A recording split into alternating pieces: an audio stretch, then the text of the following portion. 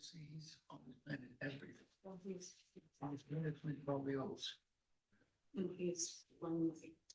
a lot of the first one, a good share. But again, so many people. Because he's always done all the fun planting and spraying, Everything. and not just the corn and the hay.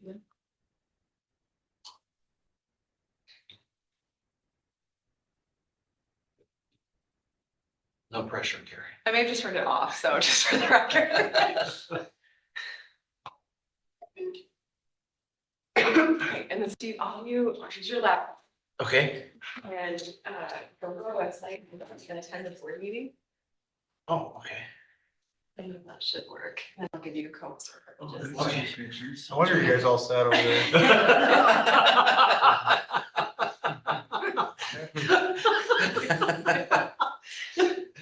I'm the dumb one here. Now for today's show. I'll sign a dance, you prepare.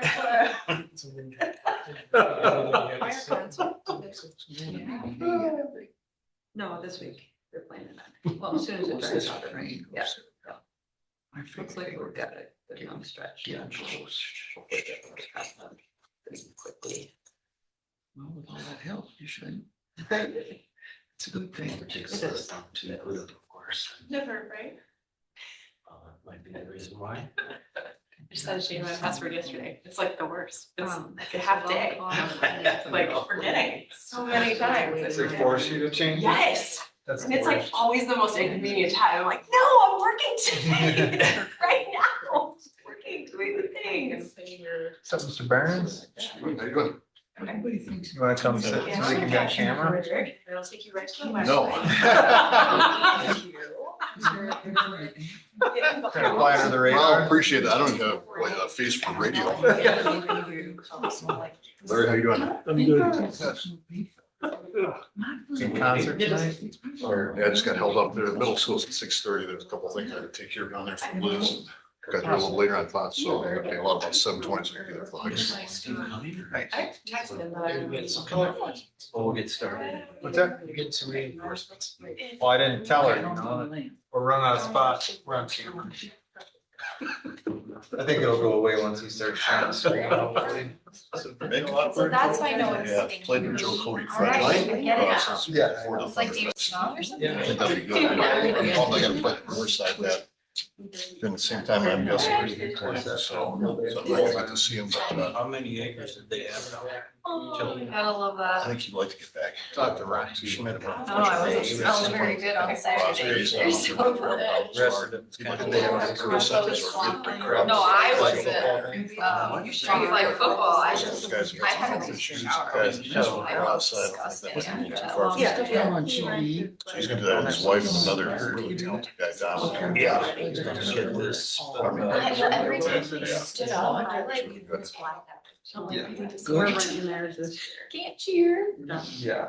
Yeah, our Bunker bodies was were fun. not used to that. They're closing Yeah. down. Because of how The band called Midnight, Um, Midnight Band. I'm not sure. Join. That All morning. played 8 Oh, really? Where are you from? And then we went over there. Do you have somebody else lined up like that? Join. Is it oh, God, tradesman? I thought I saw the first one there too. That's what I told them, like, we had the Okay, first I was hottest thinking day of of this course one. we're outside. all Okay. day. Yeah. Thanks. Yeah. Although it was cold. Everything except- That'd be fun then. I would rather have, I'm always cold. The tough one in the championship, like really close. Good. They're not. Yeah. No, they're not. Take it all down and just straight down, They're not 2 times in a row, and then only 1 minute left, we just didn't have enough time. So, Papers, retirement. Yeah. Yeah. Yeah, it was a lot of. Oh, money. Thank you. I'll just blame your mothers. Is that kind Yeah, of that next was- door next to Rock? Oh, sorry.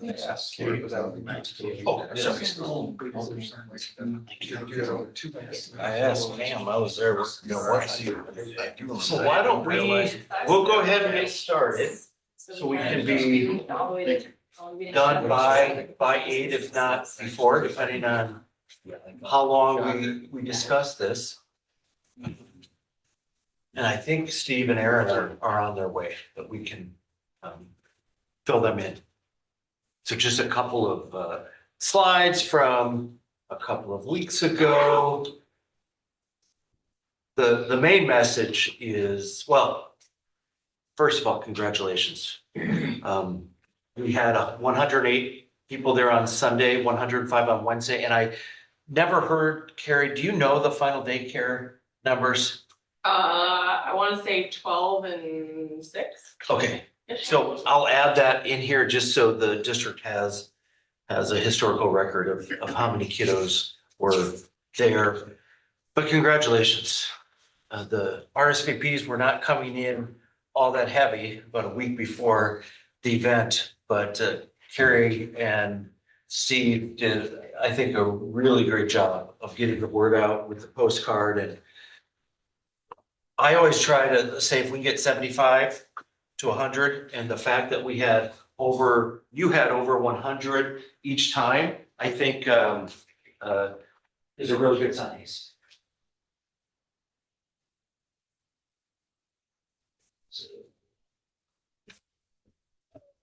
So for today, we will go through my analysis of the data. I did send you all of the comments last week.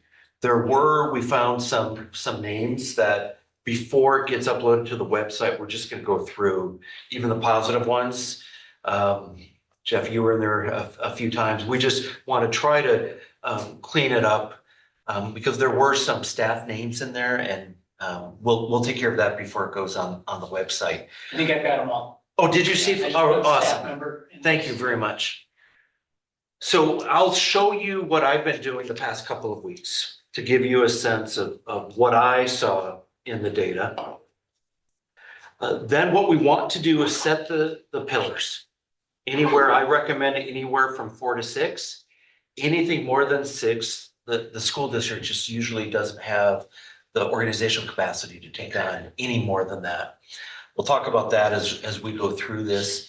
We won't probably get to it today, but the school board did ask this group to take the data and come up with a revised vision, mission, and value statements.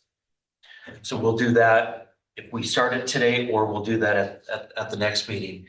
And then we need to start thinking about the board presentation. We don't have the meeting set, and we'll work with Aaron and Steve to set when this group will make the recommendation to the school board on what the pillars are and what you're recommending for the vision, mission, and value statements. Sound good? So this is the school board charge. You've seen this at every meeting. So if we jump in, and I tried to save a couple of trees, so I only printed 2 slides. I know the printing is not large, but I'm willing to obviously send you this PowerPoint too if you're interested in seeing it. So on Sunday, we did 2 activities. We did a mad, glad, and sad, and then we did the timeline activity.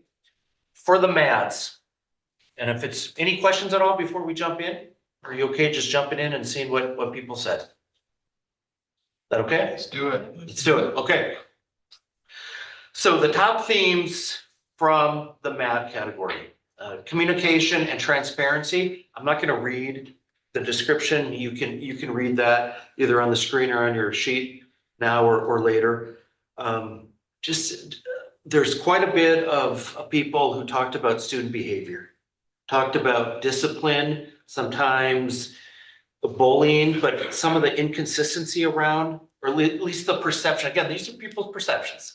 The perception around the inconsistency of discipline that is handed out. Staffing and teacher support, that wasn't the MAD, that was the overall theme. But teacher retention, staff morale,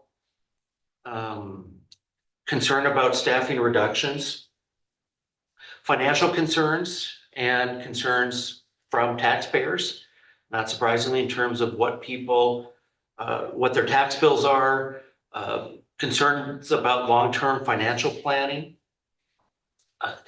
a fair amount about just academic rigor and career readiness. You might see things like real world career preparation, things of that nature.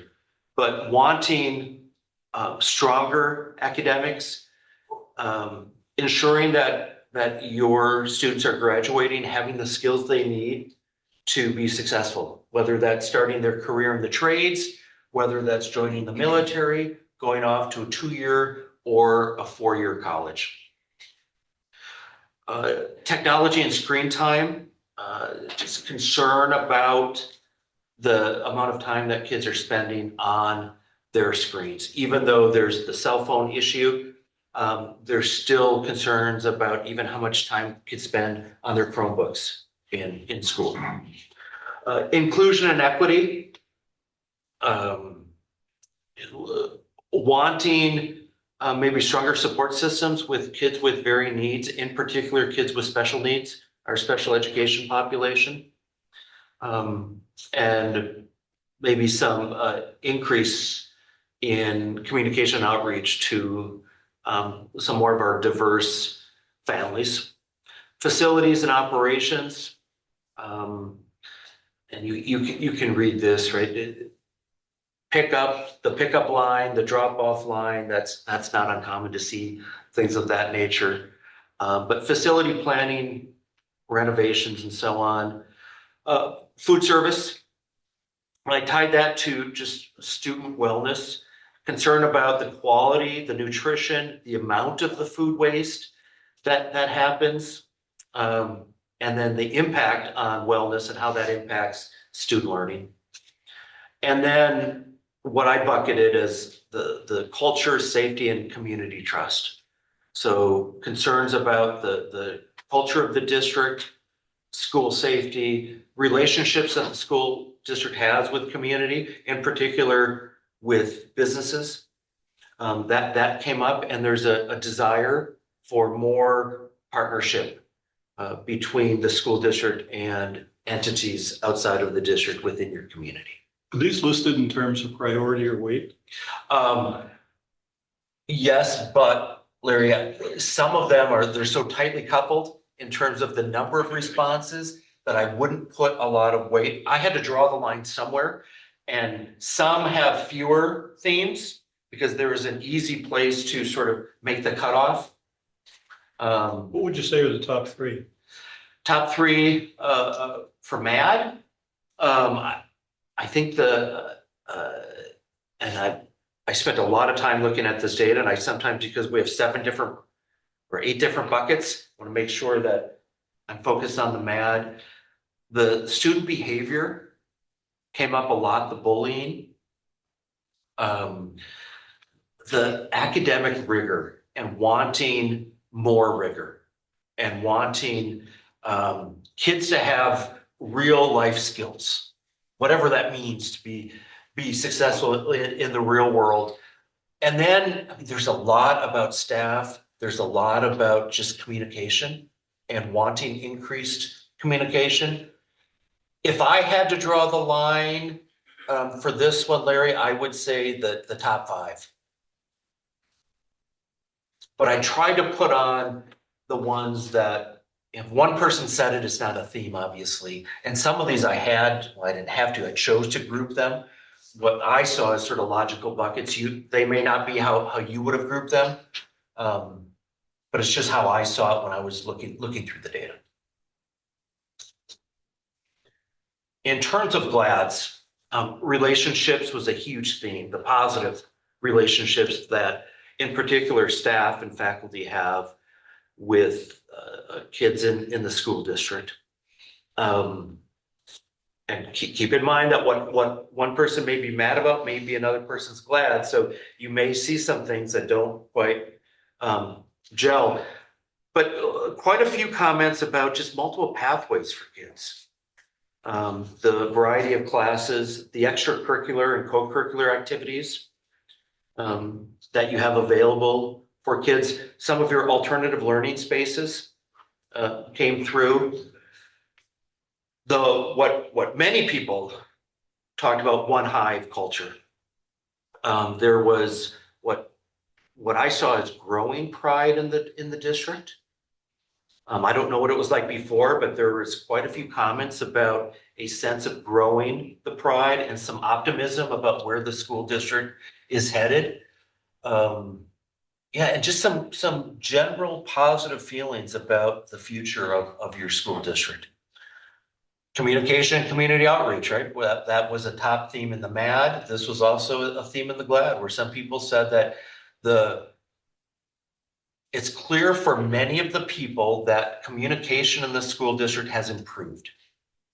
Again, I don't know from where it was, but there was a general theme of the communication is stronger in the school district. And you can see the newsletter, social media, and so on. Lots of comments, and Jeff, this is where your name came up, just about the fine arts and the music, and just those opportunities where kids have the opportunity to enrich themselves beyond literacy and numeracy, which are obviously important. But there's a pride in this community around your fine arts programs. People love the device-free learning environment, device-free being cell phones in particular. Again, there's still concerns about the amount of screen time that kids are on in their computers. There was gratitude for the investments that your community is making in the infrastructure of the schools, in particular in the facilities.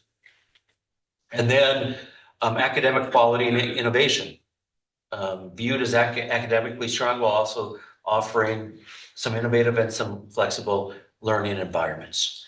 That's, again, one of those areas where a lot of people didn't think that the curriculum was rigorous enough. There are some who feel that this is a pride point for the school district. Same question, top Yes. three. But I can tell you by far the top is the relationships. That was very clear. It was very evident that you have a school district of not just faculty and staff, but administrators who care deeply about building meaningful, lasting relationships with kids. It was really heartwarming for an outsider to just read that. Certainly, there were quite a few comments about the different avenues that kiddos have in terms of their academic pathways. And then there was, I don't know, one Hive, if that's a buzzword, or forgive the pun, but there is a lot of talk about the one Hive concept of the school district. And that's a good thing. Yeah. So lots of positive comments. In terms of the SADs, a sense that there's declining parental involvement in the school district, and that shared accountability and the partnership between home and school, where there's a sense of, well, we just send the kids to school, as Megan may deal with and Jeff on a daily basis, where there's sort of, I'm totally paraphrasing, but they're your problem from 8 to 3. You deal with it, and there are some who just don't feel like there is a partnership, not because of the school district, more on the parent side, and people wanting parents to Take responsibility. take responsibility, sort of step up. I've always said, this isn't part of this, but schools have kids 14% of their year. If you take 180 days, 8 to 3, Monday through Friday, that's 14% of the year. 86% of the year, kids are not in the school district, but schools are expected to solve 100% of that child's issues. And it's impossible, as we all know. So anyhow, I don't want to harp on that anymore, but hopefully it gives you a sense, a strong sense of that. That was, Larry, I would say that was the top in terms of the SAD. Student behavior, we've already talked about that. The career readiness and again, what's sometimes referred to as these buzzwords, right, that we have in education, 21st century learning, like whatever that means, and we're already a 20, well, a quarter of the way through the 21st century, but sort of those skills that kiddos need to be successful, whatever those are different to people, but wanting the school district to maybe focus more on those skills. Enrollment decline within the school district and obviously within the community. A sense that whether it's fair or not, I don't know the numbers, but families who choose to pull their kids out of the schools and open enroll them to other districts, that was a sad. The culture, the engagement, a general sense of maybe there's a declining school spirit, and you're not filling up the gymnasium for the basketball games and like maybe happened 10, 20, 30 years ago. Student opportunities, limited elective flexibility, just scheduling conflicts, technology and the use of technology that taking away some of those foundational skills like cursive came up, right? Why aren't we teaching cursive? Things of that nature. The staffing and teacher piece that was, obviously it was a mad, it was a glad, it's also sad. How do we recruit and retain the highest quality staff and then get them to want to stay in Richland? And I think you all know this, but I'll say it nonetheless. There's not a school district in this state that I'm aware of who isn't dealing with the same thing. The reality is 4 out of 10 teachers in this state leave the profession of education within the first 5 years of teaching. So 40%, they don't just go to a different school district, they get out of education after starting. Nationally is 50%. And so it's a huge issue. We're having fewer people who are going into teacher prep programs and want to become teachers. And so that teacher pipeline is not great. And then that has an impact on the principals, which I work with on a daily basis. And of course, that has an impact on the superintendency. Because there are some districts, especially in northern Wisconsin, they have 0 applicants for a superintendent, 0. So concern about that. Funding, you're not surprised by some of the just concerns with that. And then the wellness, the food. Are there areas where the school district could do more to help kids with just basic needs?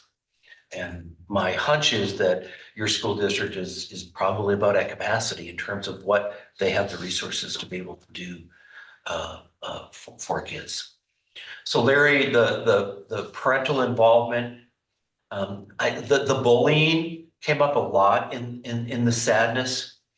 And I think it's between the career readiness and the enrollment decline. So those are the mad, glads, and sads, and we did that on Sunday.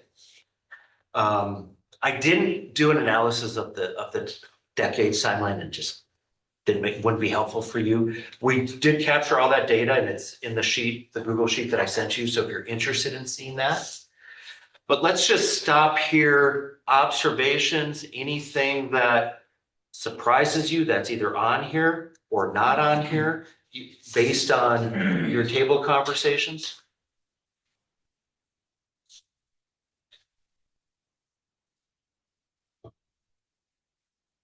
Does this, and I know every table is different, but does this sort of seem a bit, I hope there are pieces of this that you can point to and say, yes, we talked about that at my table, whatever it is.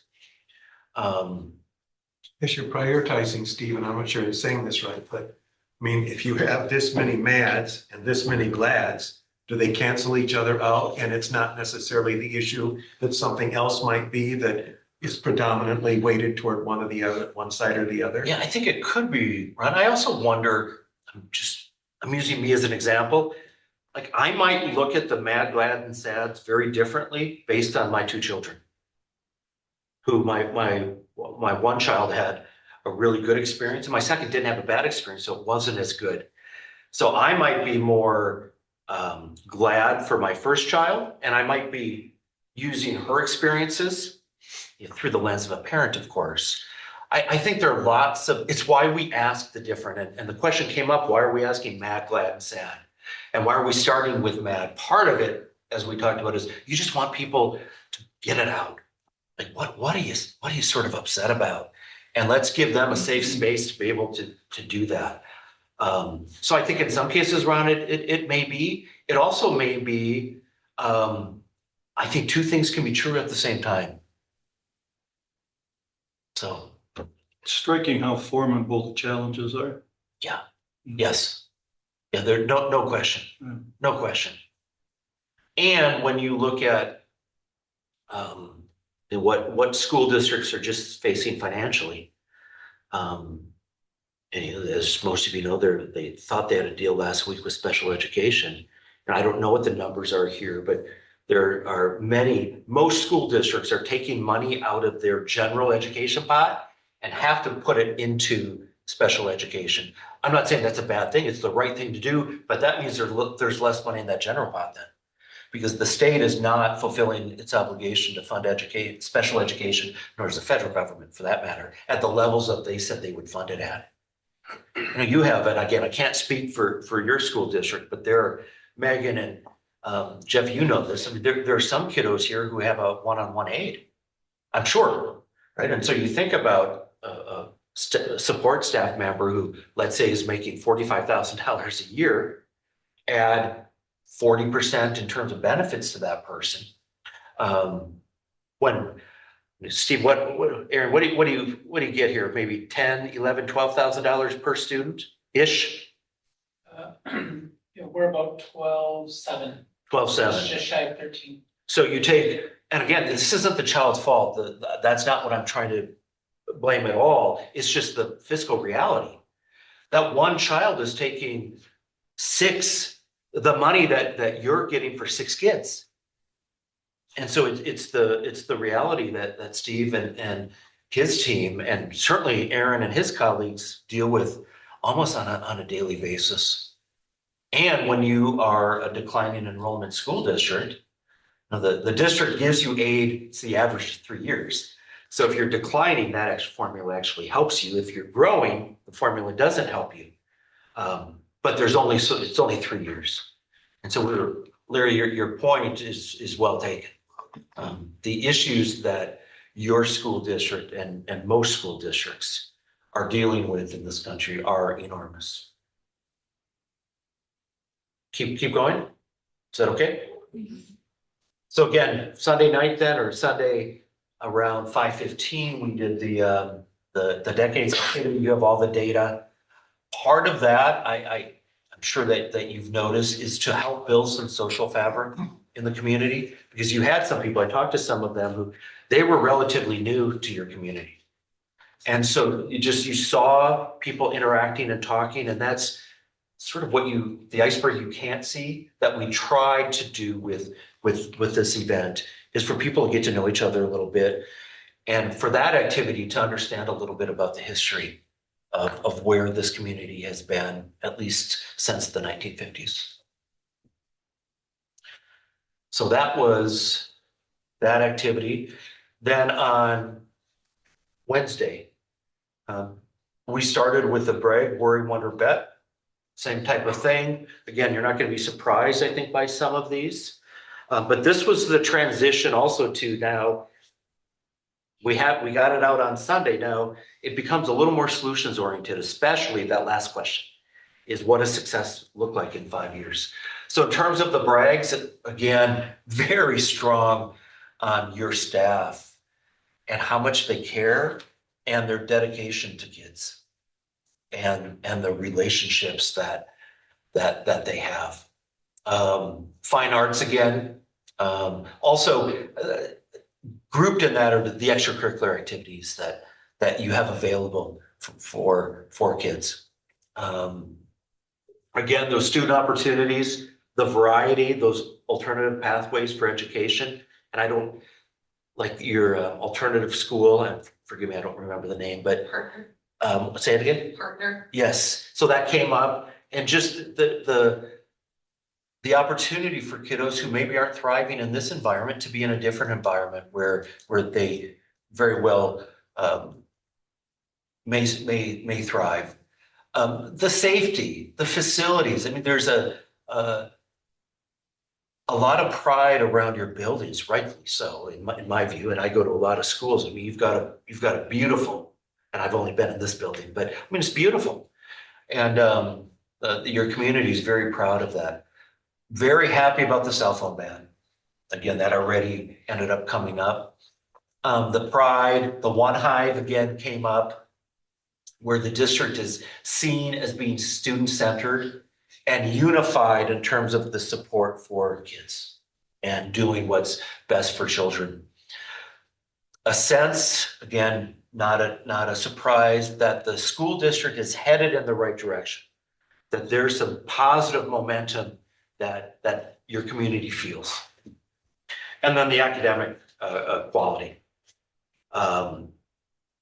which, as you'll see, not unlike what we saw in the MAD, there's some people who don't view that the academic quality is where it should be. But those are the brags. Again, by far, it was the relationships and it was your staff and what an asset your staff is to not just the kids, but to the entire community. What are folks worried about? We'll go through these relatively quickly because I don't think there are many surprises here. Declining enrollment, the long-term financial sustainability, and not knowing what's going to happen. This is where there's some people talk about open enrollment, things of that nature. Behavior, parental support, which we've talked about. Mental health. And again, it wasn't just, we haven't just started talking about mental health after COVID, but certainly COVID has accelerated, I think, the need for schools to be talking more about mental health and the impact that it has on children. The technology and screen time, a worry about where AI is going.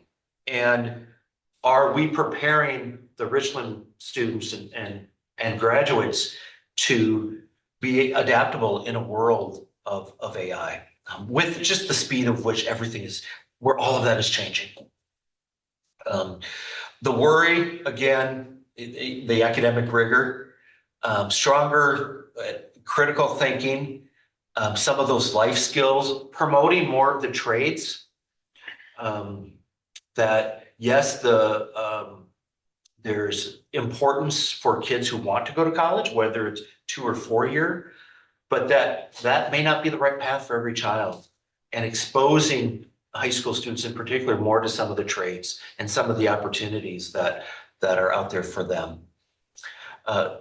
There are a fair number of life skills, and then the standardized testing, that kids are not an ACT, the scarlet letter on their forehead. They're more than that, and they're more than a group GPA, and they're more than what Megan is testing them on in literacy in 2nd grade, but 1st grade, right? That our kids are much more than that score. Staffing, talked about that. The just again, the curriculum. It does tie in with rigor. I just put in the life readiness there, but there's obviously a lot of overlap there. The food service came up. The demographics of your community, Richland Center and the surrounding communities, the housing, the job market, how are we keeping younger families in this community? And then facilities. Are we investing enough in our facilities? And there were some comments about transportation and safety, which is always, I shouldn't say always, is often top of the mind, especially for parents, caregivers, and grandparents who have kids in the schools. So what do people wonder about? They, again, the readiness. Are the students ready for the real world? And wondering, again, can we expose students to the trades and to different career paths earlier on. I know your school district's already doing that, but again, it was a wonder, is there more that could be done in that area? The better communication, parental involvement, these themes, the enrollment, community growth. Again, the questions about academic rigor, because frankly, there's some people who just don't know. But it was a wondering for them, can we have, or should we have more rigor within the curriculum? The facilities, athletics, activities, just the involvement. And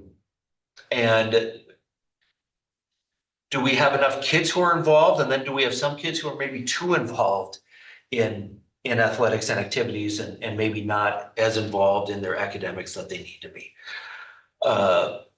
Staffing again, how do we retain the highest quality staff? Do we have enough support for our staff in the classrooms? Whether that's from a special education standpoint, whether that's from a standpoint of discipline and disruption that sometimes kiddos can have in the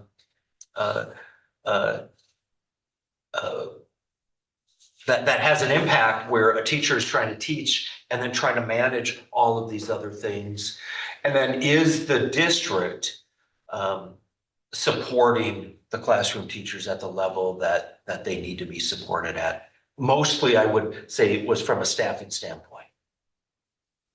And then again, wondering about the community pride and can you keep that one hive approach?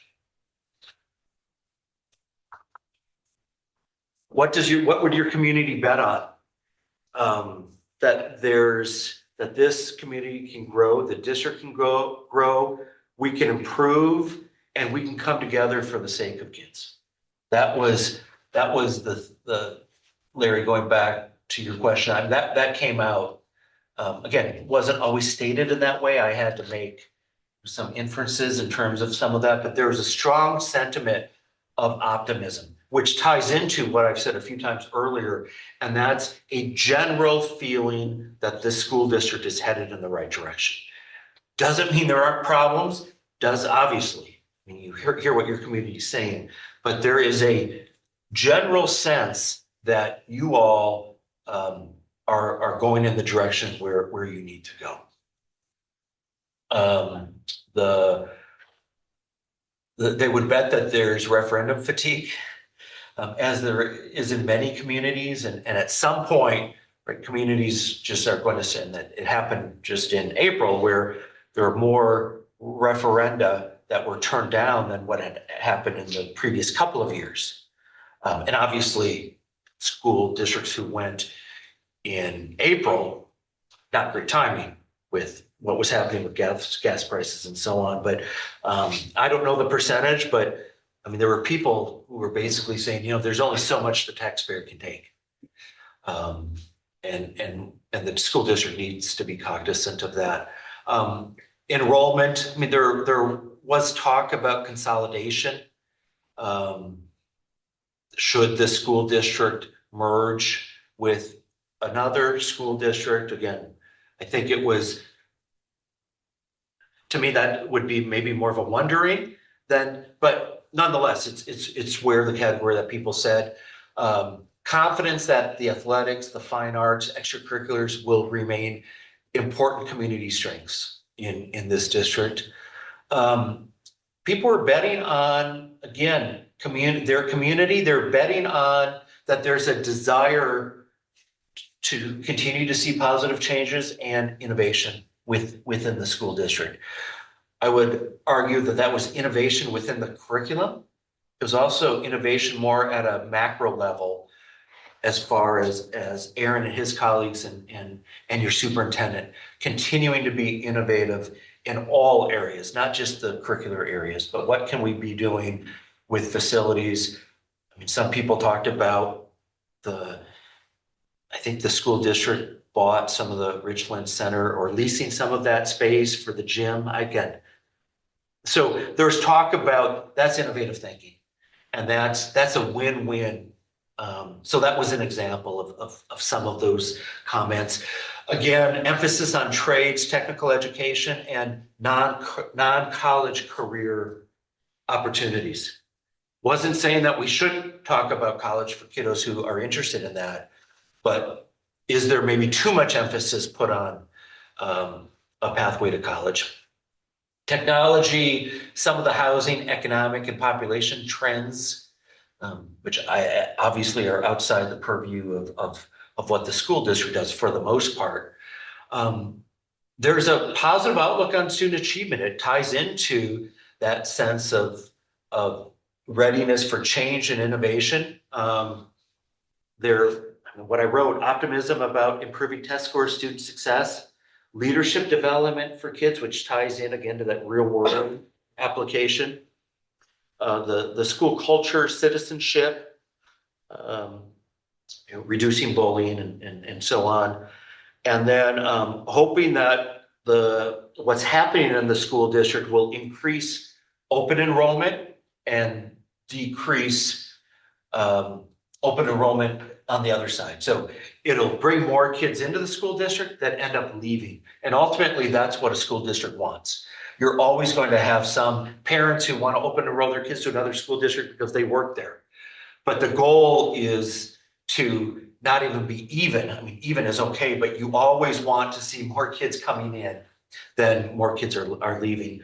Part of that, frankly, is just a financial reason for that. So then we got into what I think is the most important question in all of this. So this was the question 5 years from now, you're reading about the Richland School District, the strategic plan, the implementation of that plan. A lot of good things are happening. What are you seeing in terms of good things? And again, forgive the font. The first by far was just the academic excellence. A sense that our state report card is going up. We're known around this community for high student achievement. The career readiness, trade, life skills, talked plenty about that. That the school district and the students are connected to businesses. We're working more with our alumni, our families, community organizations, partnering with them for the benefit of students, that there's enrollment growth, student mental health, that our students are happy, they're healthy, students are provided the resources they need for those who end up needing it, and that there's a positive school culture, which partly to me is about just the bullying, not just the bullying and the behavior. Staff, of course, those real world experiences again, and having students who are participating in exchange programs, field trips, experiential learning. There's some talk about outdoor education where children can literally get their hands into things. The facilities funding, fiscal, all of that are, to me, loosely tied. The inclusion, the culture, a strong sense to want to include your Hispanic and Latino families more into the school district, and finding ways to really helping them feel a part of what's happening here. The athletics, the arts, again, very strong. Some comments about drama, FFA, certainly about the fine arts. You can see the outdoor hands-on, alternative learning, and just relationships. The one hive, it takes a village, to me, was sort of that one hive mentality, that this community is wrapping around every single child in the school district, and helping them be successful in whatever way that child wants and needs and deserves. So that's a lot. What I did, and I need direction from all of you, is I took these themes, and I've been close and intimate with this data where I'm literally, I like dream about this stuff. It's because it's a lot when because there are thousands of different pieces and categorizing all of that. I put together a draft, and I want to emphasize it's a draft, 5 strategic plan pillar that I saw from the data. And please don't look at it in your brochure in case you decide you don't want to see it, because what I don't want to do is bias you. Because there are some groups who say, yes, show us yours, and we'll use that as a starting point. And I want to emphasize, I'm not arrogant enough to think that it's an ending point. But often it's easier to have something to start with than to just create something from all of this data. So I did that. I'm willing to show it to you. And if I were smart, I wouldn't have put it in the packet because you all have it already. But it's a matter of, if you want to break into, and we could do it as one group, and if you want to take a first attempt at what you see as the pillars, or if you'd like me to show you what I came up with, and then you can play around with that. What if we did a round robin brainstorm first? I love it. Let's do it. Everybody gets a chance. Let's do it. Yeah. And maybe, is it okay? Let's do a round robin with what you've seen in the data. And I know we've gone through it quickly in terms of what you would, like one pillar, and we can do a couple iterations of this, but we're not saying you have to give us all 4 pillars in the first round, but why don't we go around and what would be one of your pillars that you would have based on this data? Do you mind starting, Ray? Sure. Putting you on the spot? Yep. One that I felt like came through in a lot of the different sectors, whether it be mad, sad, glad, break, worry, bet, was academic and extracurricular opportunity and excellence, whether that be alternative education programs or thoughtfulness about trying to get people to enroll in with the programs that we're offering. Yeah. Technology and how that's involved. I feel like that was, that'd be music and arts, academics, all sorts of different pieces. I feel like that was pretty awesome. evident. Thank you. Obviously I would say staff support. Yeah. But after talking in our groups those 2 nights, just not just like career readiness, but just adult readiness. I mean, just a lack of opportunities that these high schoolers have just to, I don't know, have a class, just teaching them how to be an adult. So, yeah. Absolutely. Thank you. I was gonna say what Brady said with all the different opportunities, but so I'll shift to the culture, One Hive being very inclusive and just making sure everybody's on the same page. Yeah. Thank you. You want to pass first, manager? Mark, what are your I think I'd like to just make sure, well, it's kind of a combination of the transparency of defined roles, who does what, where, and then maybe a little bit more communication on what's discussed at the board meetings. Yeah. Great, thanks. Brad. I think the financial concerns and taxpayer accountability need to be a pillar to give credibility to the others to make them opportunities. Yeah. Thanks. And I was actually gonna say that, but maybe under the title of stewardship, would be the fiscal, the buildings, all the resources of the district. Yeah, that's great. Thank you. Larry. I like that academic excellence as well. That cultivating positive relationships, student, families, staff, and community. Thank you. I think continue to build on the One Hive mentality, but also to kind of tie into that, the staff retention thing, because I think that has stabilized in recent years, and I think the continuity is a big deal and maintain culture. We constantly have shifting staff members every year. Yes. It's hard to build a culture and maintain culture. Yes. because no one knows what culture is until they experience it for years. Thank you. We did one round. What I'd like to do, if it's okay with you, is I want to, and I know we've seen some of these, but our goal ideally is to come up with a one pager. And you can see everything, every district is a little different.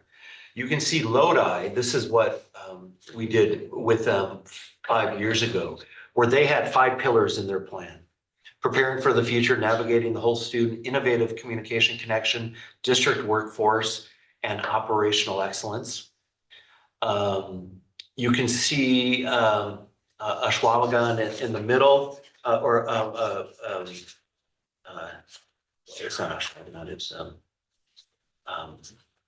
you know what school district this was? I remember because it was the Hog. They did a nest, and they had their vision on the left, their mission, and their pillars. I have a hard time reading that, but parent and community connections, student opportunities are realized, and exceptional talent.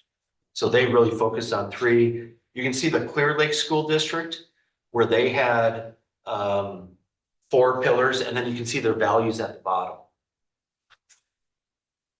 So Lodi just did a refresh, and I just want to point out where 5 years ago, communication was big in Lodi, or the perceived lack thereof.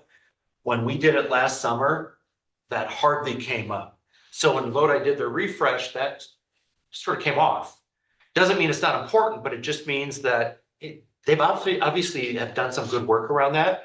So they came up with their academic excellence, success beyond the classroom, strong and inspired staff, operational and financial sustainability, and a supportive and engaging culture.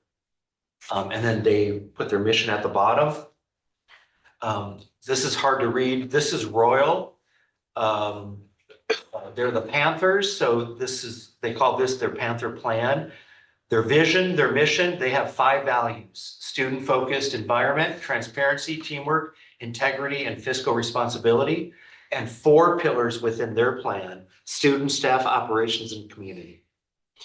And then they did a cross-cutting strategy. They called it a cross-clawing strategy for the claw, and that's excellence and engagement. So excellence and engagement is in each of those 4 pillars.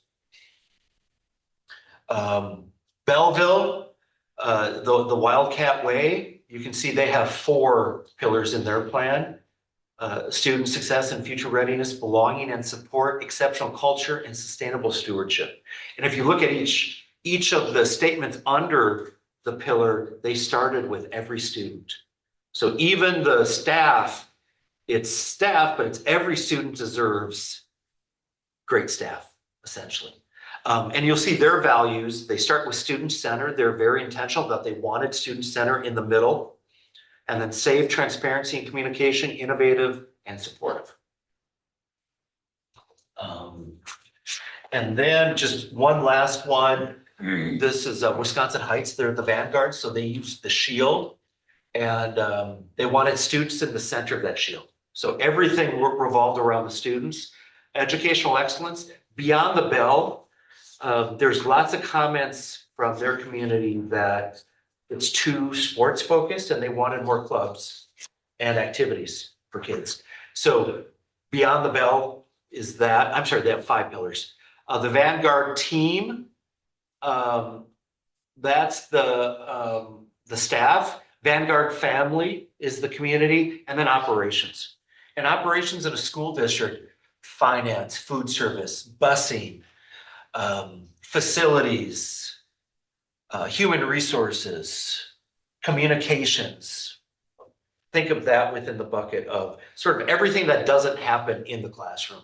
And then you can see their 5 values: relationships, community, inclusivity, opportunities, and safety. So you're not going to copy any of these, but ultimately this is what we want to get to.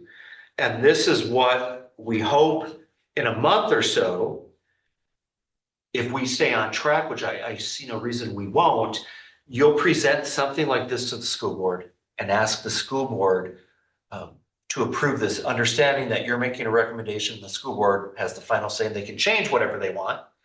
Frankly, school boards tend not to change these because it's coming from the community. But that's ultimately what we want to shoot for, is we want a vision, a mission, the values, and not just the strategic pillars, but a brief description. Because if you read Vanguard Team, you wouldn't necessarily, like, what is that? There's a blurb under there telling me what that is. So I just wanted to show you that. They're in your packets. Let's go back to the round robin that we did. So academic excellence, staff support / retention. I just, Jeff, I hope it's okay. I put those, couple of those together. The adult readiness, again, call it what you will, but I think that sense of real life skills. I just laugh at that because I'm not sure what real life means, but we understand. The One Hive culture, transparency / communication, the financial piece, the stewardship, and relationships. So are there pieces that you saw in the data that you would want to make sure get added to this list?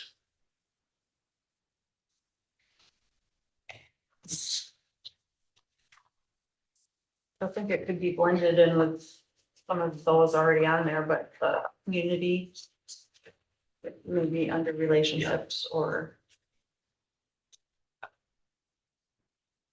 Great. Maybe community partnerships, is that fair? Or Yes. okay. Extracurriculars. I don't know if that. Yeah. I had mentioned it earlier, but academic and extracurricular. Yeah, excellence. I'm sure if I didn't catch that. That's right. Yeah.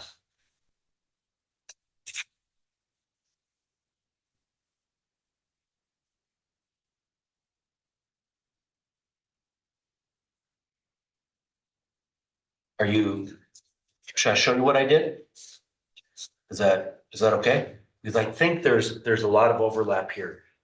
I know I've said it, but I just want you to know that I did this not because I want this to be your end point. I want this to be your beginning point, and you will change it. You will reorder it. You may take some of these out, add other things. I promise I'm not offended by any of that because this isn't about me. This is about you. So what I came up with are 5 pillars, the One Hive, One Future. The future ready learning and student success, I call that academic excellence, if you will, but ensure all students graduate prepared for college, careers, military service, and life through rigorous academics, innovative learning models, career pathways, and real-world learning experiences. Second, the culture, the student wellness piece, create safe, supportive, and inclusive schools where every student feels connected, valued, and supported academically, socially, and emotionally. Third was the staff, to recruit, develop, support, and retain exceptional staff. Fourth, the community partnerships and just the pride in the district. Strengthen partnerships and communication with families, businesses, alumni, and community organizations to enhance opportunities for students and to grow the district vitality. And then the last, I think, I don't know, Ron, or Mick, one of you said financial, one of you said stewardship. And I put the operational excellence and financial stewardship where there's ensure efficient, transparent, safe, and sustainable district operations that support student learning, staff success, and community trust. I did put in, Mark, the communication in the 4th bullet. Because after I did this, I realized that it wasn't in there. And I'm not saying that it should be there and maybe it needs to be a separate pillar itself. But I just want to reiterate what you said, because that was clear in the data, the communications, even though there are many who feel like things are getting better, sort of like you can never communicate enough with people. So still a desire to enhance that. I think mine kind of falls in the 4th one anyway. I mean, you stated it in that as well. Yeah. The transparency. Yeah. Full transparency. Yeah, and that was, as you've seen, that was a theme. I tried to take what I saw as the big themes and try to capture them, not in the right language, but knowing that you probably wanted somewhere between 4 and 6 pillars.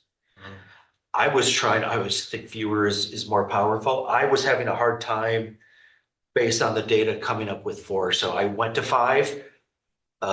You saw one of the school districts had 3. Again, if you decide you want 7, I mean, you can do whatever you want. It just then what's the priority? And then everything sort of becomes the priority. So as I look at your list, academic excellence, which I like that better than future ready learning and student success, but just know that academic excellence was intended for that first one, the staff support, the retention.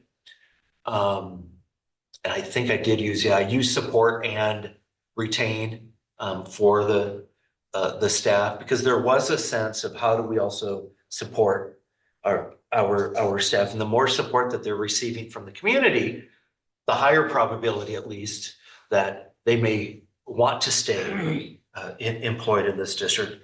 The adult readiness, putting through real world, to me, that's connected to the real world learning experiences. Again, I'm not sure I love the term real world, but it's what's up there. The one hive culture, I called this plan as a draft, one hive, one future, meaning sort of to me, it embodied the togetherness. But again, that was my small brain. The transparency and communication, Mark, we talked about that. The financial and the stewardship, tried to capture that. I'm not sure, is the word relationship up here? I think it's blended in with community partnerships. Now, Okay. whether the words in there, no, but I think it fits. Okay. Whether we added Yeah. the wording or. Sure. And there are some districts, again, not trying to lead you, but a value for them was relationships. Like, it's just so important that it sort of transcends a pillar. It could also be one of those cross-cutting strategies. If you look at Belleville, they're cross-cutting community partnerships and trust. So take community partnerships and trust and put them in each of the 4 pillars. Because they just didn't want to repeat it. They said, these are the 3 words that belong in each of the pillars. So there's a way to go about doing that, potentially with how you do this. And the one piece, Brady, that I'm not sure is captured in here are the extra and co-curricular. And again, challenge me on the others. I think we've got most of your others covered, but I think that's one that was very clear.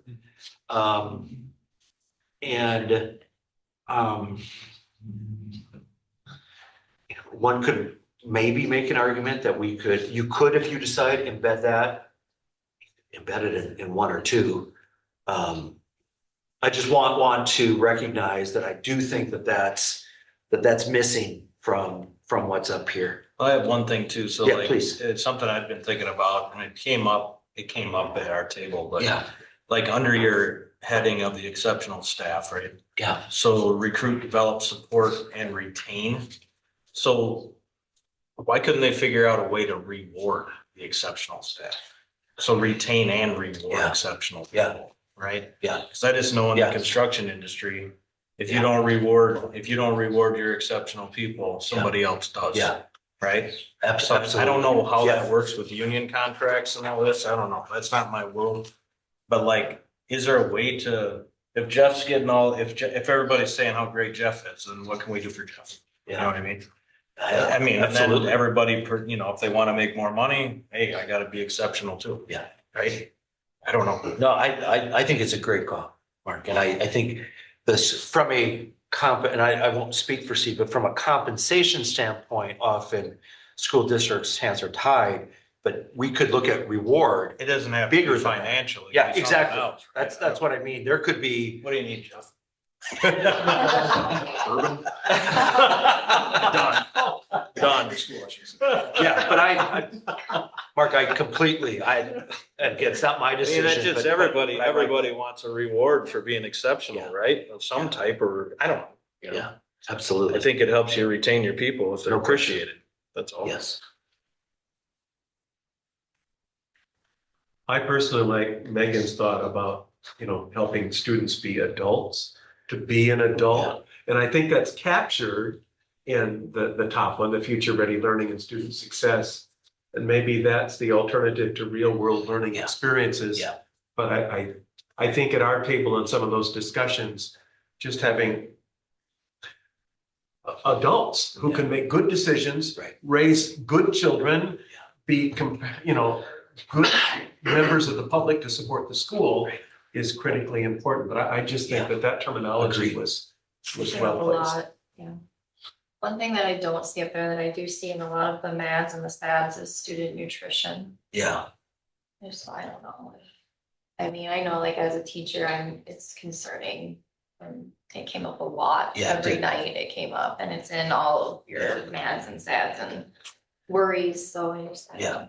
I cheated a little bit, Megan, Okay, from the standpoint of the operational excellence. right, And in my view, and I don't know if Aaron and Steve agree with this, but like that operational piece, whether it's busing, whether it's the facilities, whether it's the cleanliness of the building, but I'm sorry, Johnny Cash is calling me, I'm sorry. That's embarrassing. There are worse ringtones, I realize, and of course, it's a potential spam, what do you know, I'm sorry. So, but I did that intentionally, and I did think about the food service in particular. There are also, well, there are some, like everything. There weren't many positive things about nutrition, but like facilities was an area that in terms of the operational piece, because it's a place that often doesn't get a lot of attention, but without solid operations, including, I just thought, again, the financial stewardship was worth calling out because you have to have that, whether it's you're looking at your fund balance, whether it's looking at making sure that you're operating in the black every year. It's just, I think either Ron or Mick said this, the financial piece is just so paramount to everything that happens. So I'm not arguing with you at all. I agree the food service is spread out throughout this completely. I wasn't sure if you wanted that spelled out, or if you're clear that, and you're clear to your board and you're clear to your superintendent that part of what we mean.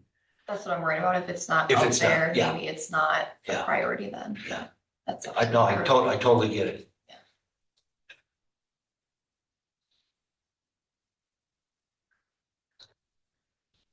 So general, just thoughts, how are we feeling?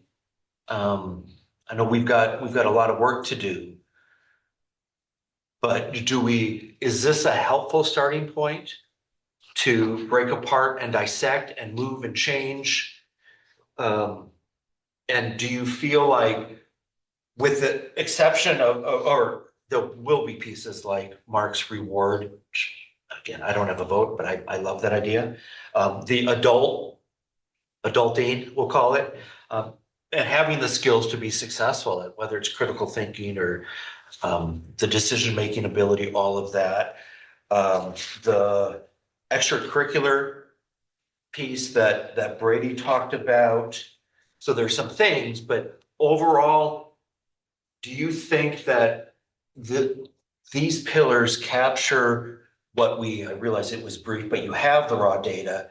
Does it capture what you saw in the raw data? And does it capture partly what you also saw at your tables?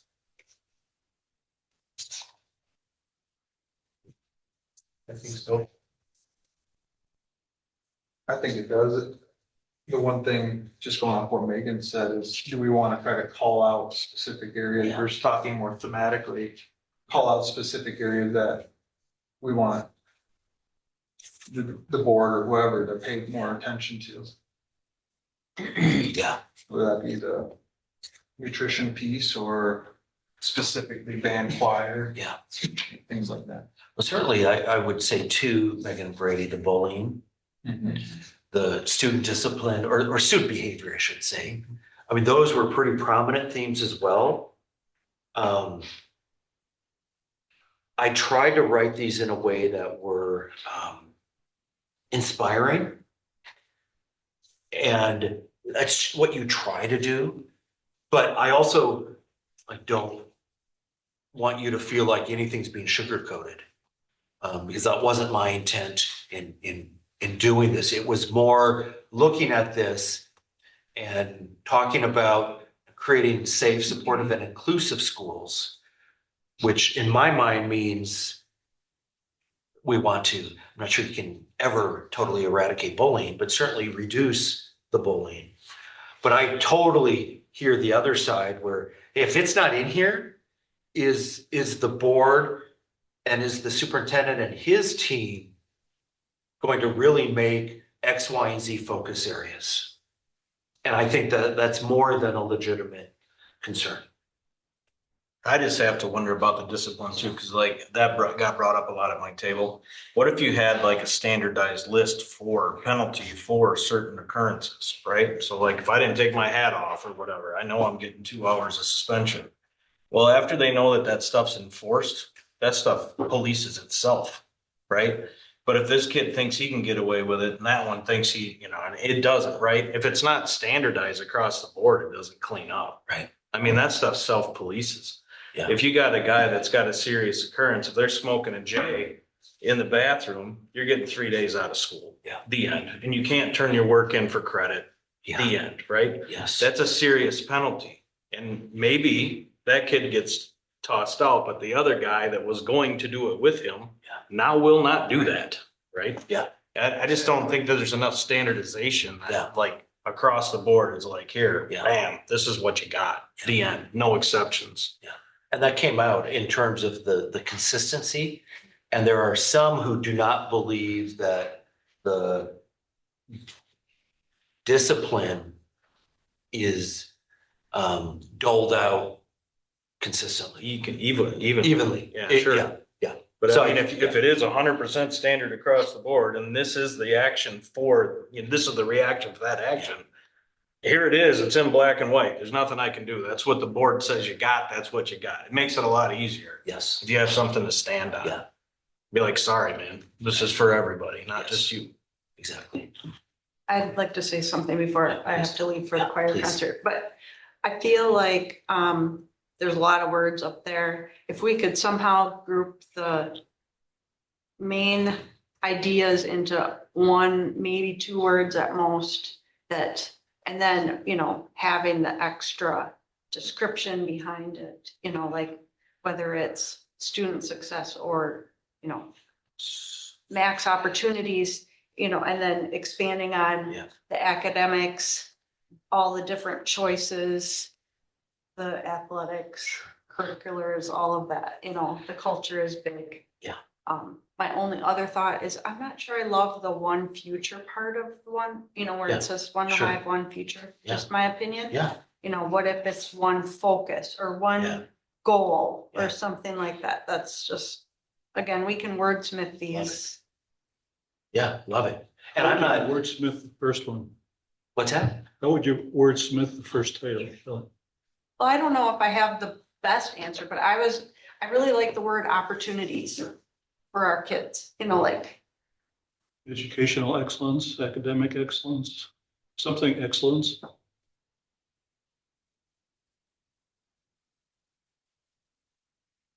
I wonder if there are certain words that should be there, just that people will relate to. Not that we want to receive an A for creative writing and creating the pillars, but are there certain buzzwords or terms Yeah. which we should apply? Everyone understands bullying. Yeah. Do they understand, something that we are grammatically correct and politically correct and trying to convey? Absolutely. Excellence is a wonderful word. Integrity. I like your I like the opportunity. I like stewardship that. one, but Yeah. community, I think is a good word that, relates to everybody. It might be in a different way, but we can describe what we mean behind it. And we still have to write a mission too, right? So. Of mission with a vision, which is where the school district is going. A mission, which is really, how are we going to get there? And then the values these are the values that we put right in the, thank you so much. Yep. And the next meeting, we're gonna do virtual, That's fine. and I'll send out the Zoom link. Perfect. Thank you so much. And then the values are those values that we're gonna put right in the middle of the table. And hopefully ask your board to do the same, not that they're not doing this already. But this is what your community says is important. And that when we're making decisions, those decisions go through that sort of the metaphorical filter of those values. So if we go, and the reason I put these on is there may be some pieces on here that you like. I mean, we're not gonna copy what Wisconsin Heights did or Belleville or any other community, but it gives you a sense of like Brady, again, the Beyond the Bell is really the co-curricular or extracurricular, co-curricular, the internships, that experiential learning. I don't know if you have where Jeff, where students leave the high school and go to work and get credit during the day. Not work release, that's for school to work. School to work. Like all of that is sort of, there's a strong, thank you. No, thank you so much. There's a real sense in this community that there had to be some work around not just the sports. But again, not here to copy, but as you look at some of this, we talked about stewardship. They wanted in Belleville a sustainable stewardship. I can tell you that already, and their plan is brand new. People are like, I don't know what that means. So it's to the point of, it sounds great. There's some alliteration with sustained stewardship, but at the end of the day, I think there are many people, including within the school district, who are like, I don't know what that means. And so I think there is something to be said about using language that is easily understandable and not necessarily, it doesn't have to be totally creative. I'll just tell you, up in Royal, I mean, their pillars, student, staff, operations, and community. I mean, it didn't get any easier than that. And Steve knows much more about that community than I do. But the financial piece was huge to them, and the transparency piece. Because what came out so loud and clear was their school district was not, there's a perception that they were not being transparent, especially with some of the financial things they were doing. I'm not saying there's anything wrong they were doing, I don't know, but the perception was. And that's why you see 2 of their 5 values, financial responsibility and transparency. Again, not saying that you should copy Royal. You don't want to copy Royal, but there are lots of ways to go about as we look at some of this. Brady, I'll just call your attention to, you use the word academic excellence, which is what they used in Lodi for their refresh. And then that success beyond the classroom, they put in the life skills, the career technical piece, and then the extracurriculars for students to thrive outside the classroom. And then, of course, they have the staff, they have the operational and financial sustainability, and then just that culture. And that culture, they didn't call it out, but they did call out relationships in that one. So it just gives you a general sense. It also allows you to get a sense of what folks have for vision and mission. In Royal, it's a consolidated school district. And Steve, when did those 2 communities come together to form? Back, you were telling me, was it the 1963, Kendall came, and then 10 years later, Wilton came. Okay, and there's still a feeling of 2 very separate communities. At least I felt that very strongly when we were up there. So it was interesting, their vision in collaboration with the community. That's what they started with. because they sure as heck wanted their school district to be working more with the community and getting internships for kids. So maybe that child would end up staying in Elroy or Kendall when they graduated. So they were very, very intentional. And then you can see their mission starts with strong partnerships. That wasn't an accident. I don't mean to talk so much about other districts. It just gives you hopefully a sense of what they've done and what you could do here.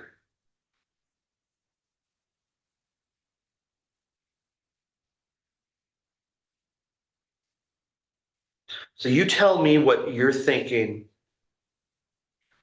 Next steps. This is a lot. Do you want, we have a half hour and I'm in no rush. I am more than willing to stay. Do you want some time to go through this, to look at this, wordsmith on your own, play around with it on your computer? Do you want to jump in now and start playing around with some of this? Some might be lower hanging fruit, just for Mark's example. There could be, if there's agreement. And again, I'm not saying that it should be exactly what's up here, but recruit, develop, support, reward, and retain exceptional staff. There's something we could get some of this lower hanging fruit taken care of if there's a desire to do some of that now. We start with the first one and go. Wordsmith it. Should we do it?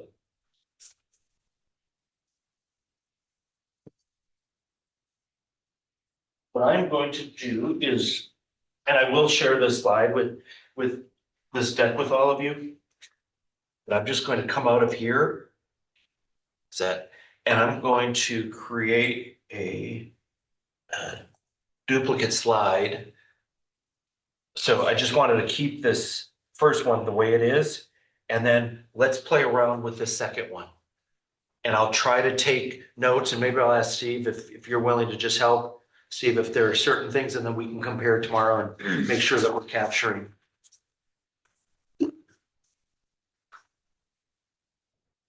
So this is talking about the pillars. Yeah, and Larry thought, maybe we just start with pillar one and see what people's thoughts are, what you like, what you don't like, potential changes to it. What was yours, Brady, on excellence? Something? I had said academic and extracurricular excellence.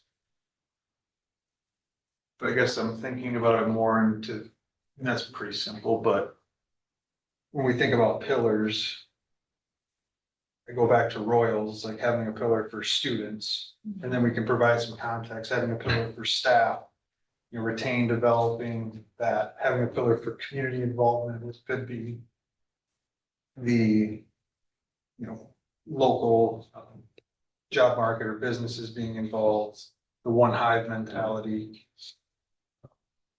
And then maybe it's operational, or maybe it's transparency, or maybe that's more of a value, but I guess just a thought to try to simplify things and still hit on some of the specifics that I think we all heard at our tables, whether it be, fairness in the way that things are treated or the opportunities that people have. I have to throw a curveball.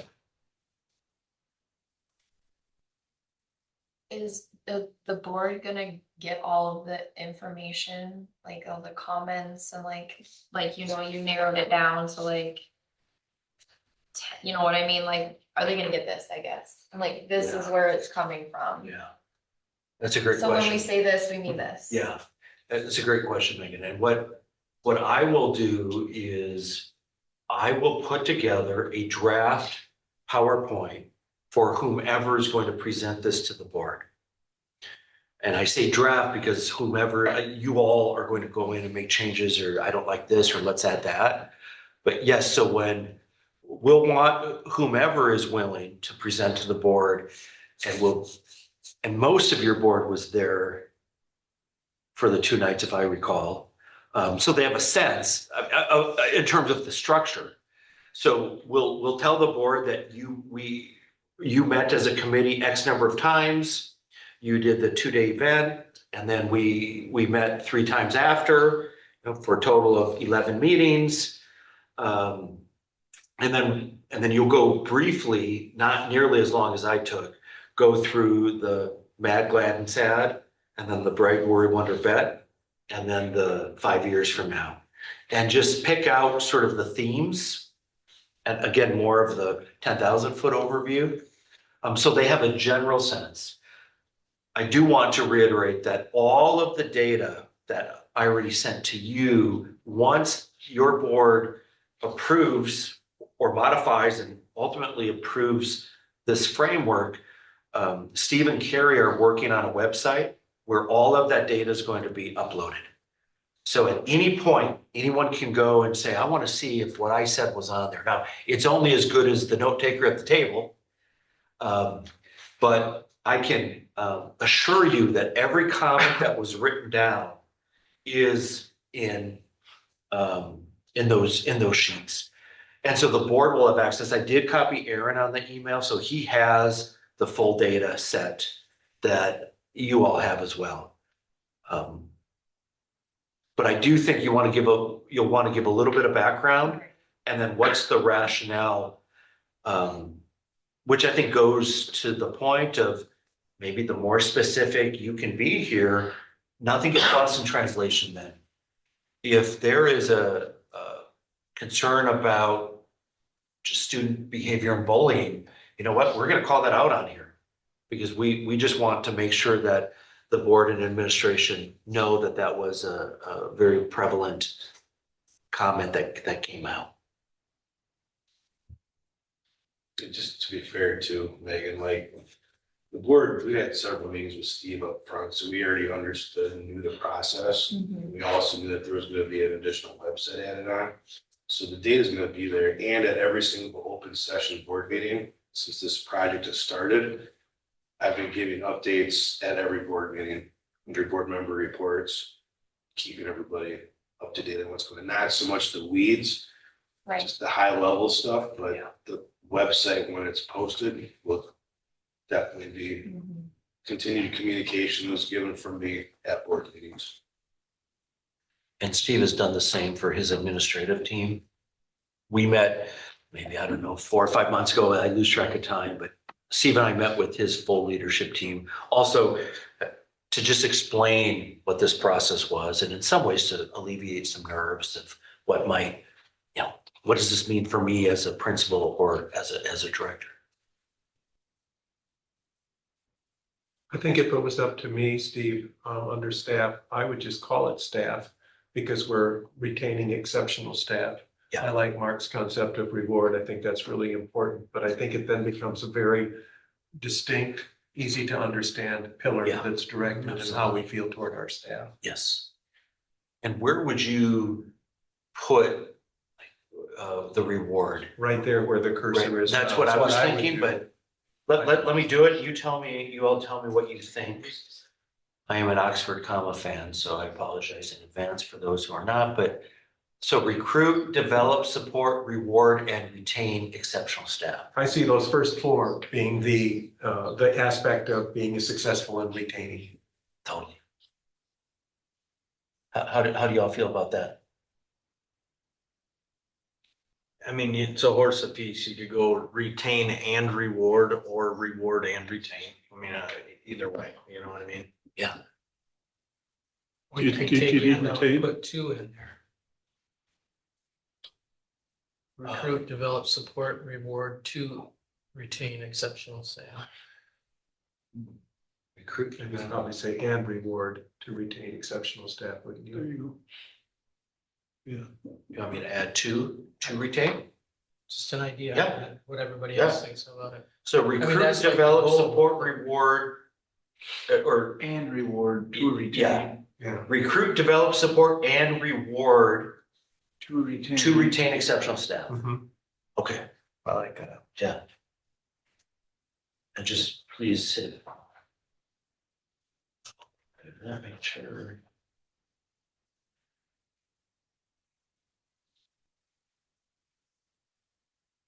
Is that? And I apologize, I don't know if there's a way. Try to make this bigger somehow. Steve, do you know on Google Slides, can I make the slide itself bigger? Or is there Yeah, I a- don't work in Google a lot, but I believe under there should be a Zoom. Zoom, here we go. Maybe Thank you, full thank you. screen would help too. Yeah, sorry, maybe that's better. Oh, here it is. Steve, I'll take a shot at the first one. Please. Excellence in every aspect of education. And then ensure all students graduate prepared for, switch careers in front of college. Because the assumption usually is that we're college oriented. Yeah. And I change military service to citizenship. Okay. So give me that again, Larry. What would the title be? Excellence in every aspect of education.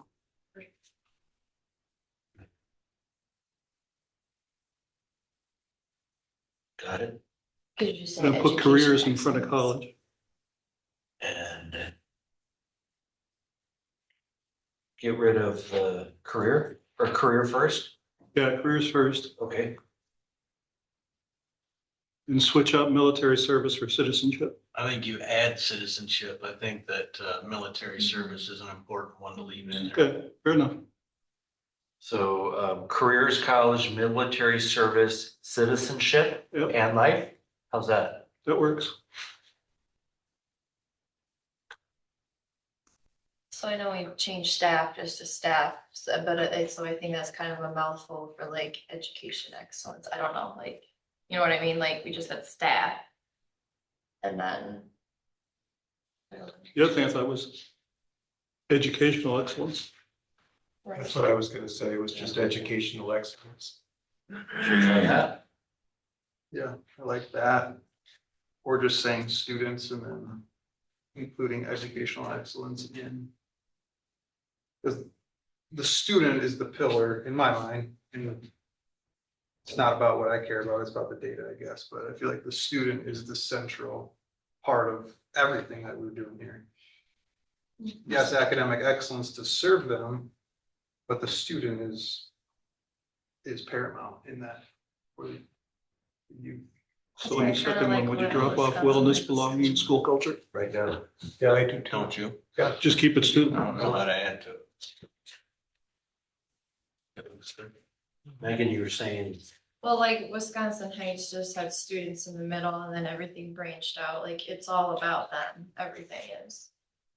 So I think like having one pillar just for students, I don't know, like it is, everything is about them. It's about one. so just showing what Megan's talking about, they Must had, have been real small before.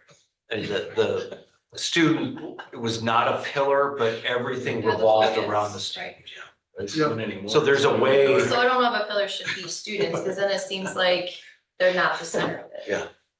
I don't know. And I do want to say too that Carrie had to leave, but Carrie and the Donovan group will get some mock-ups of this. But what we'll want is just some ideas, like, again, maybe it's a hive, I don't know, but we'll give you some of those mock-ups. Because this was probably 20 different mock-ups before they got to this. And somebody just sort of drew something. So Carrie, Steve and I will fill Carrie in on the conversation. And then she can start sort of thinking about just visually, how can we display this on one page? So I just wanted to show, the other one was Belleville, and while they don't have student in the middle, they had students centered as their value, Megan, for the same reason. Right. They wanted student to be somewhere in the middle of this document. And they thought, well, one of our values is student centered, let's intentionally make that on top of the circle. So again, there are lots of creative ways that folks can go around doing some of that. So if there's sort of a thought, we could definitely, well, let me put it in the form of a question. What do you think about whatever the look is that you have students in the middle? I mean, just like we say centered on students, so like students should be. Yeah, right, of whatever the visual Right, is, and I so it's personally clear. think that students need to be mentioned in every single pillar. I mean, we need to have the word students, I don't know, I mean, they're our focus. That's just. And I realize I'm bouncing around a lot, but I do think it helps to see just the thought process of others. I already told you this, but that's where Belleville started every student. Right. And even their sustainable stewardship, it's every student has access to ... The staff, we want exceptional staff for obvious reasons, but the main reason we want exceptional staff is for the students. Because they are front and center of everything. So, you know, going with what Megan's saying, I'm not advocating you should do every student, but there may be some creative ways that, and we already have it in 1, 2. It's in all of them but staff. Yeah. Steve, if we go back to the first one, that's a long sentence. I'm wondering whether we just put in citizenship, period, and then create a second sentence that says ensure Sure. life through experience. Another sentence that begins with ensure. And make it 2 sentences, so it's not run So on. do you want me to do it after citizenship or after life? No, I'd put an and in front of citizenship, Okay, and then put a period behind, got it. replace the comma with a period. Yep. And then say another sentence that begins ensure excellence through rigorous academics.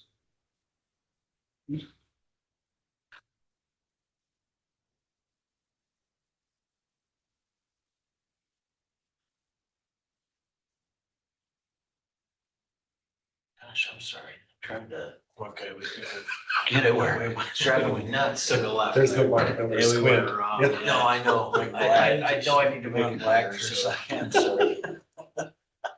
I apologize. So it does say, yeah, you can see it there, through rigorous, so Yeah, break the glass. educational excellence, ensure all students graduate prepared for careers, college, military service, and citizenship. Ensure excellence through rigorous academics, innovative learning models, career pathways, and real-world learning experiences. Is that a place where you put the extra? That's where I was thinking, yeah. Something about the extracurricular. Yeah. Yeah, The other thing I think on staff, you could put recruit, develop, support, and reward to retain exceptional staff for the students. yeah, We're wanting to get that. yeah. I was wondering about staff, Ooh, that's so like, nice. I Yeah. was trying to hold it together during the other part there. But anyway, if you took development or develop, so we kind of omit that for right now, say, so if you just said recruit, support, and reward to retain exceptional staff for the successful development of students or something like that, right? For the development, for successful development or for the whatever development of students, then you're getting students in there again. I'll just, and Mark, I'm not sure this is what you're saying, but let me put it in Yeah, every reworded, so it's like.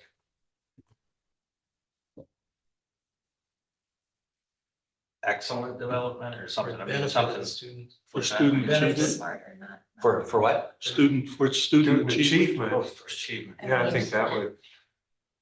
Words. Yeah, You can eliminate development then. just say for student achievement. Mhm.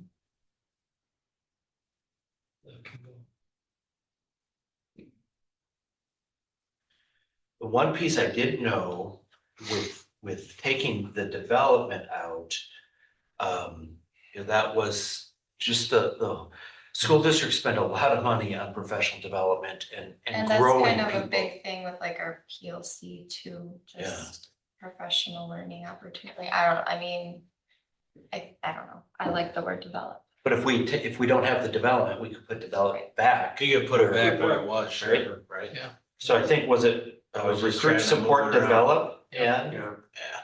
Yeah. Okay.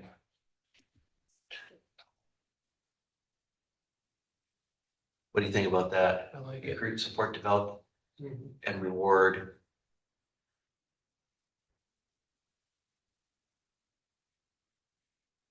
do you have to recruit, support, develop, and reward? Do you want to say staff?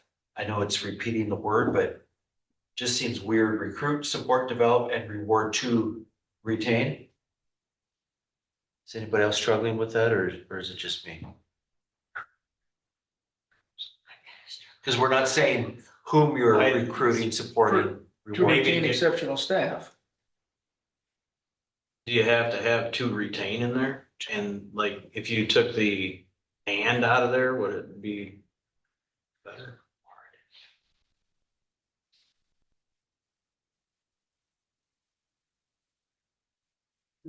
I think you may want to Reward say, exceptional staff. let me try this and see what you think. Reward, I know it's a lot, but.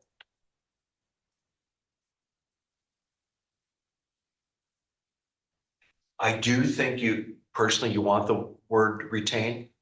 I heard it a lot at our table. Yeah. Okay. And so I know it's a lot of recruit, support, develop, reward, and retain exceptional staff for student achievement, or That's fine. Recruit, develop, support, and recognize exceptional staff to strengthen retention and ensure success for all students. Chat GPT right there. Take it or leave it. Going back to the educational excellence, can we Yeah. find a synonym so we're not beginning both sentences with ensure? With ensure. Megan, can you ask her what she thinks? Strive for. We can would do be, this on our own, I mean, that's really. seriously. Okay, Strive was good. Strive for excellence. strive. Yeah, I think. So I think that whole thing is a mouthful. I don't know. It's just me. let me put in, do you want strive first or second? I think it would better second, Okay, strive for excellence. something like that? And maybe It is wordy, but I think it's good. I mean, I think it captures a lot of what we've talked about. One thing that, like, I just kind of noticed a lot, like, especially the educational excellence, it's really centered around like your high school. And I know that Lodi mentions like achieve strong foundational skills, which is like focused on your elementary, and then they also say like in for career readiness, like, I don't know, like part of me just wants a little more like, you know, we care about you too, little kids, like foundational skills.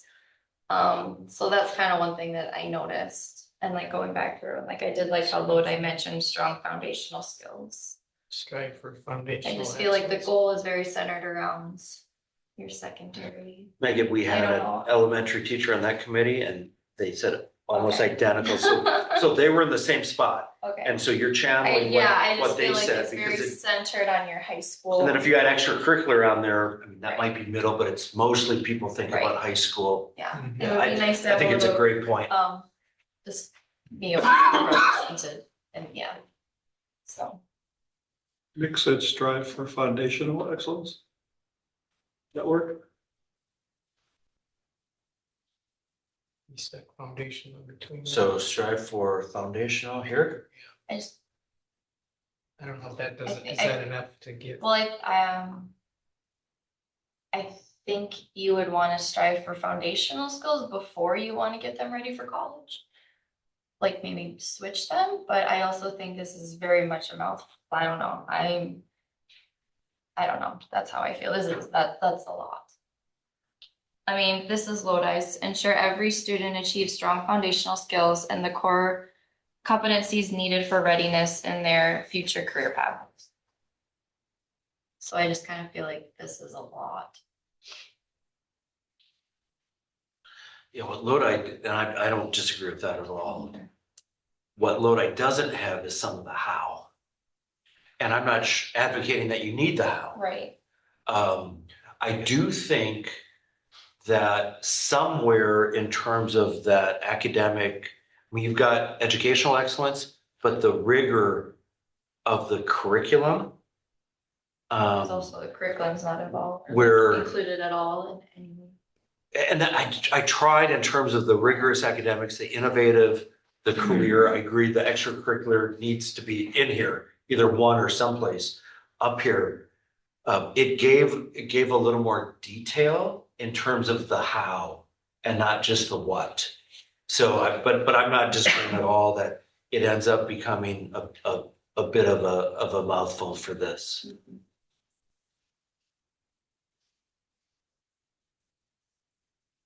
I'm just gonna put the note in here, Megan, where I'm just gonna add skills.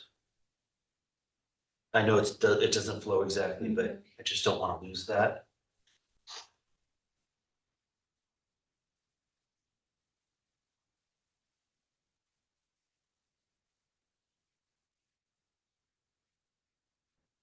I will tell you that the same conversation, similar, at least a similar conversation happened in Belleville for their student success and future readiness. And they had every student graduates, and then they decided to add every student grows and graduates. To exactly your point, where yes, I mean, Megan as a first grade teacher is working toward graduation, but it just seemed a little more inclusive. Right.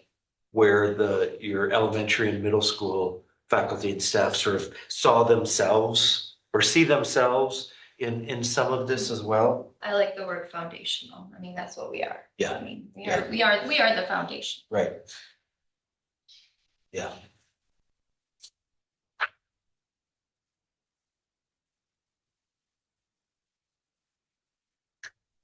So Should excellent come before foundational? Strive for foundational skills yeah, and I excellence? need to, yes.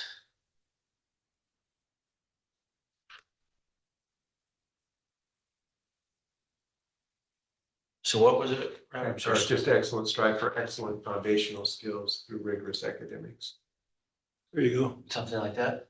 That captures what you were thinking, doesn't it, Megan? Excellent foundational skills. I would switch them. Like, I would put that like as, I still don't like it. I'm sorry, I just don't. I just think it's a lot. I don't know.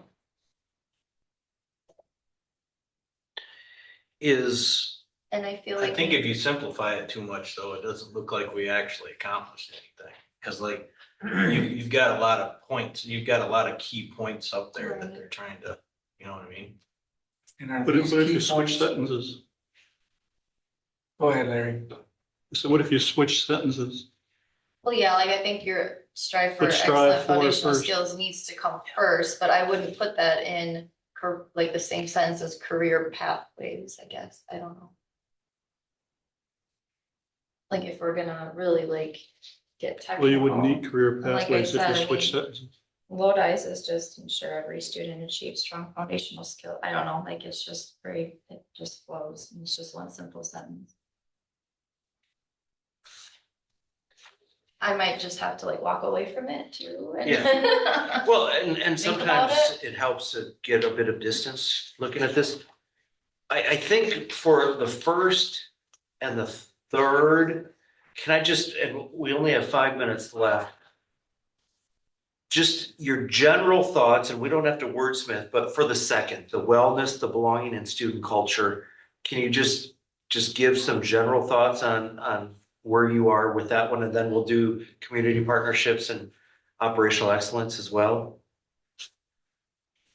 I would drop and inclusive, Okay. put thriving in, And put what up? thriving schools. Okay.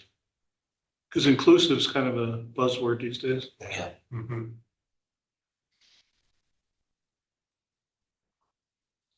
We wouldn't need the and in front of it. What if you? Okay.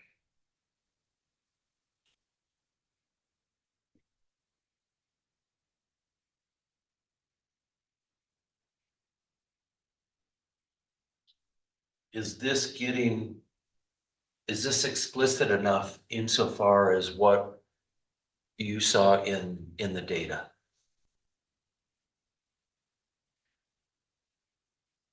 In my mind, this was about the mental health.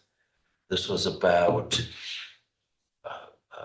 behavior. This was about bullying, where, again, students feel connected, valued, supported. but they're in a safe, supportive, thriving environment. And I'm not saying it doesn't, it just, I want to make sure that. This has to follow what this says. That's right. Not what we want. That's right. We gotta stick with what's on Thank here. you. That's Right? That, I absolutely. mean, why did Thank those you. people come here? Yeah. For what's on these sheets, and that's what we've gotta try to Agreed. put as much in here and not make it a book. Right.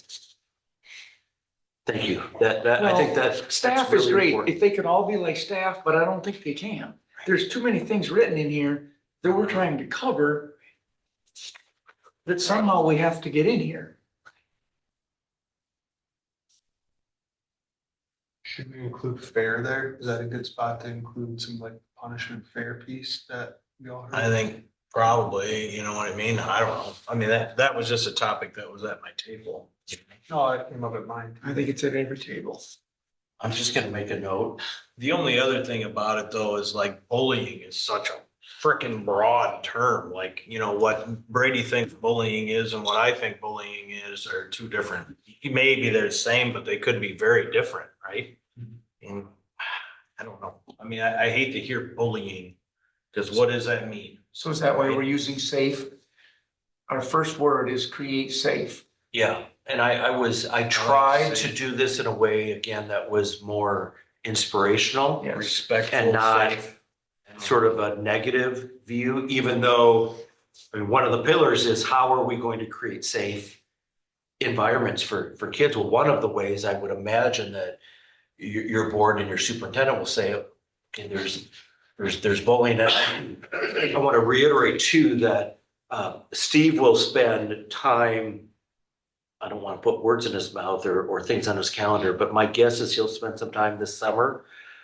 Once the pillars are developed, working with his administrative team, going through the data, and in a sense, aligning the data to these pillars. Right, but there almost And- needs to be like imaginary sub-pillars, you know what I mean? Yes, Like. that's I it. mean, That's And it. that's kind of what I envision, like, we don't have to put every single little thing in the pillars, but knowing that administration and the board knows that that it's all rooting from someplace. And that's where if you go and sort of you're marking some of this to a pillar. I mean, I've worked with your superintendent enough to know that he's already thinking about, okay, once you have your draft, the board approves it, then he is going to work with his staff and make sure that every principal, every director understands what each of these means with examples from the data.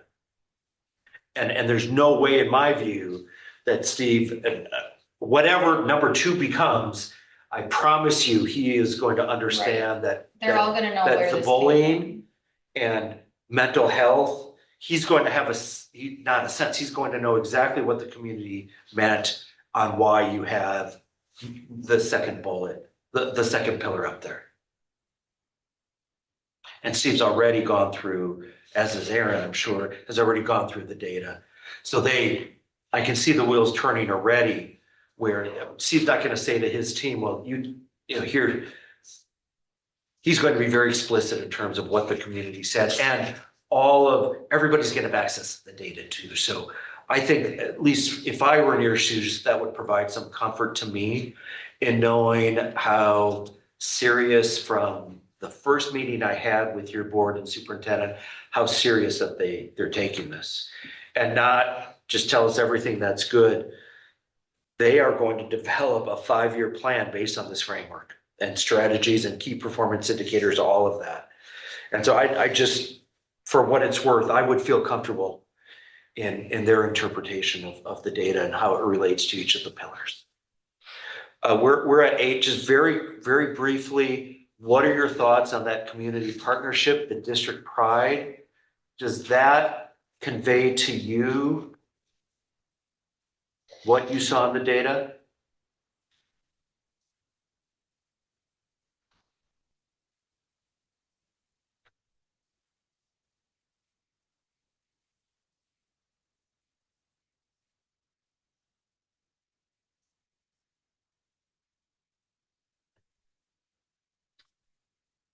Mark, in terms of putting you on the spot just for a second, with the communication, is it strong enough in there? Strengthen partnerships and communication? I think so. I don't know how to, I guess I don't know how to improve on it. Yeah, okay, I think I would add something on transparency there. yeah. Use that word somehow. Here, I'm just gonna add a note here. I'm not gonna try to put it in there, but just so there's a note in here Yeah. as we continue to talk about this.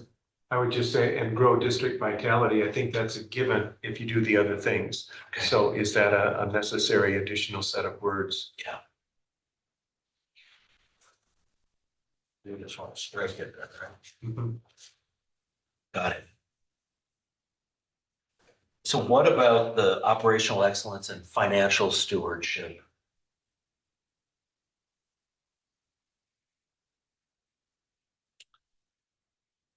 What was the- Accountability what did instead you of add again? stewardship might be clear. Say that again, Larry, I'm sorry. Accountability rather than stewardship might be Accountability. clearer. Okay, again, I'm just gonna add that word. This is where we talked about is not having something like food service explicitly mentioned. Is that a problem? Or do you feel not unlike the bullying piece where your superintendent's going to, I mean, he already knows, obviously, he's looked at the data, he's sat here for 2 hours with us. He knows that part of the operational excellence piece is going to be the food service. Or do you want to be, and you don't have to give an answer now, but it's something to ponder. Do you want to be just very clear that when you're talking about that, you're going to add something about the food service? You had brought up nutrition, right? That was more of a keyword for you. I don't know how that fits, but. I think that as long as, like I said, there's those imaginary sub pillars that we all know that are making all of this up, that it doesn't necessarily have to be mentioned. So. It ends up, for good or bad, it sort of is a catch-all from the standpoint of, because it's more than the financial stewardship or accountability. Is again, a big piece of when you're thinking about school safety, you're thinking about transportation. Many of those things came up in the data. They often, again, don't get talked about a lot. You don't think about it unless it's not happening well. If it's happening well, you tend not to focus on it. Which was my original thinking, but doesn't matter what I think, it matters what you think. So we are meeting virtually, is it next week? It's Tuesday. Okay. And so for homework, and I'll send this out either tonight or may even be, I'll send it earlier before I leave. So you have editing rights to this document. Could you just, the last slide, which is slide 26, could you just on your own sort of play around with these? What works for you, what doesn't work for you? Please also don't feel confined to the 5. You may decide you want to add one, you may decide you want to take one off. We're in a phase right now where anything is possible. Well, I mean, anything's possible as we, even till the end of the process, until the board approves it, but I don't want you to go home and work on this tomorrow or Wednesday thinking, no, these are the 5 we have. This is still a blank canvas. And so if we can spend some time just individually, I'll also do the same. Just taking what you've talked about here and seeing if I can't also, if I might have some thoughts, and then we'll get together virtually. And what we'll really do is just jump right into this. And we'll have a goal by the end of that meeting. Let's see if we can't have somewhat of a refined pillar package. Then that third meeting, and feel free, I don't have to be the only one doing this. I'll bring, based on the data, some samples for vision, mission, and values. again, for you to play off of and see what you think. I'll probably bring 3 or 4 each actually, based on what I saw. And so we may be able to finish this in 2 more meetings. If not, we'll just schedule another one. It's not a big deal. I know the board, rightfully so, they're anxious. Your superintendent is anxious to start with this framework as close to July 1 as possible. It's just the start of the fiscal year. And then it gives Steve an opportunity with his administrative team for the limited time they have in the summer to be talking about this and working on this. Does that sound fair? So I will send this to you now. I will send a Zoom out for that meeting next week. And again, if there's any bit of homework, if you could just go through this, if you're so inclined, please play around with vision, mission, and value statements as well. I do have a little document that I'll send that I think does a nice job of articulating what's the difference between a vision and mission statement. Sometimes we can get sort of hung up on that. I'll send that tomorrow when I'm back in the office. And then I'll see you all on Zoom next week. Thank you. Thanks for your time. Thanks, everybody. Really appreciate it.